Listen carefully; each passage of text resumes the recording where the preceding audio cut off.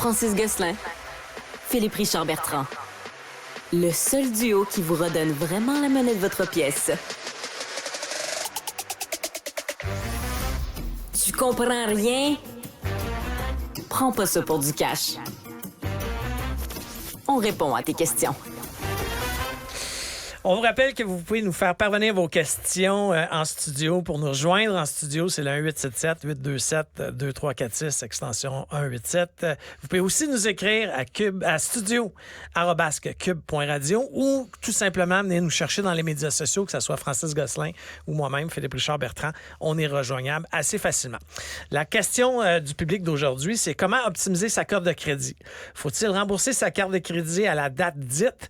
Avant la date, c'est une question de Geneviève de Repentigny. Francis? Ouais, je vais faire mon petit chien savant, Phil, mais n'hésite pas à jump in. Je sais que tu connais quand même bien le domaine, toi aussi. Donc, juste un petit B à bas de la cote de crédit, dans le fond.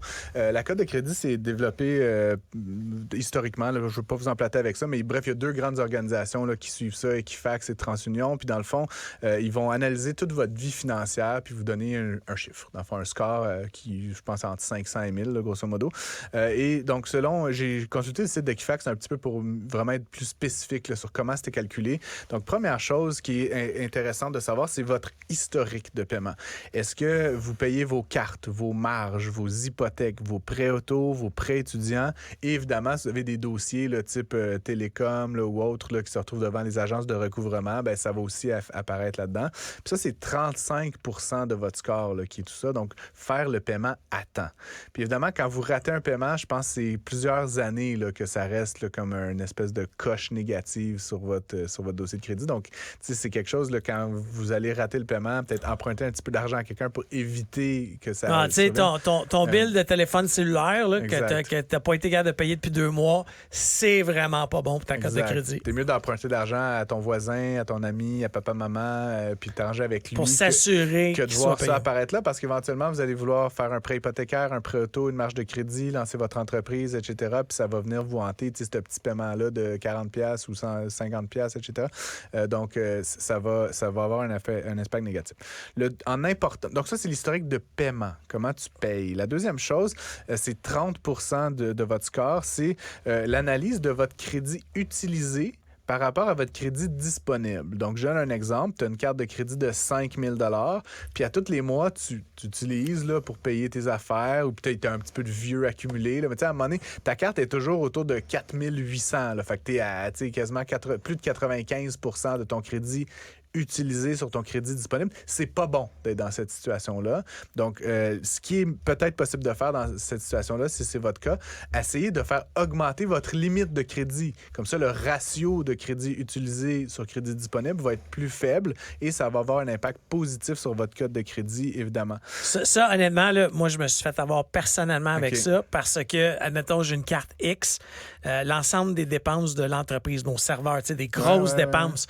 Donc, ça s'accumule très, très vite. Puis j'avais la carte de crédit qui est payée 100% à la fin du mois, mais j'atteignais tout le temps presque ma limite à tous les mois. Puis c'est exactement ce que la banque m'a suggéré de faire parce qu'ils ont augmenté ma limite. Puis là, ils ont dit... Philippe, tu utilises seulement avec cette augmentation-là en ce moment 50 %, puis c'est ce qui me permet d'avoir... Je veux pas sonner comme un peddler parce que les banques, ils essaient toujours de vous vendre des augmentations de limites. Pourquoi? Parce que ce qui se passe, si on n'est pas bien organisé avec ses finances, c'est que quand on augmente notre limite, on augmente l'utilisation de notre crédit. C'est pas ça qu'il faut faire. Je reviens à mon exemple de tantôt. Vous avez 4 800, là, je dis un chiffre sur 5 000. Vous augmentez votre limite à 7 000. Faut pas dépasser le 4 800. Il faut rester à ce train de vie-là parce qu'évidemment, si vous arrivez à 6 800 sur 7 000, vous ne serez pas dans une meilleure situation, évidemment. Fait que là-dessus, d'ailleurs, la question de Geneviève était un peu plus spécifique sur les paiements minimum, les dates, etc. C'est important de faire, évidemment, le paiement minimum à chaque mois. Mais d'ailleurs, tu sais, je vais juste leur dire, Phil, tu parles de payer la carte, puis je sais que on a toutes des situations personnelles particulières, puis des fois, ça ne donne pas, etc. Mais pour moi, la carte de crédit, contrairement à ce que son nom indique, ce n'est pas un instrument de crédit. C'est un instrument de paiement. Puis si tu es t'as pas les moyens de faire ces dépenses-là, tu devrais pas utiliser la carte de crédit. Une carte de crédit, ça sert à payer des choses avec de l'argent que tu as dans ton compte chèque, de ton compte épargne, puis qu'à la fin du mois, comme on l'a dit, tu rembourses ce montant-là. Il y a des bad luck, il y a des imprévus, je peux comprendre, mais de la philosophie dans la vie d'une carte de crédit, c'est que c'est un moyen de paiement. Si tu n'as pas les moyens, ne fais pas la dépense, encore une fois. Parce qu'évidemment, sinon, si vous avez un solde, comme on décrivait, là, de quelques milliers de dollars, prenez une marge à côté, prenez un prêt. Le taux d'intérêt va être plus faible. Vous allez payer sur la durée. La carte de crédit, elle va toujours être à zéro. On finit vite, Phil. 15 du score, c'est l'historique de crédit. Depuis combien de temps vous avez vos différents crédits? Fait que c'est sûr que si vous êtes quelqu'un qui constamment demande des nouvelles cartes, demande des nouveaux prêts, fait des ententes pour payer son iPhone en 24 paiements égaux, c'est pas bon. Il faut oui, parce que ça, c'est toutes des demandes de crédit. Exactement.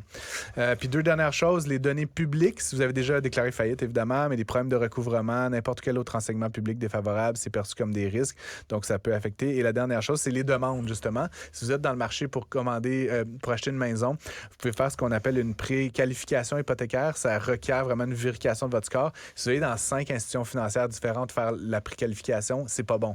Donc, essayez idéalement de voir d'avance un peu négocier les taux puis de faire juste 1 ou 2 demandes à des institutions financières. Tu sais, la carte de crédit qu'ils veulent te donner pour avoir un beau T-shirt là, à l'aéroport.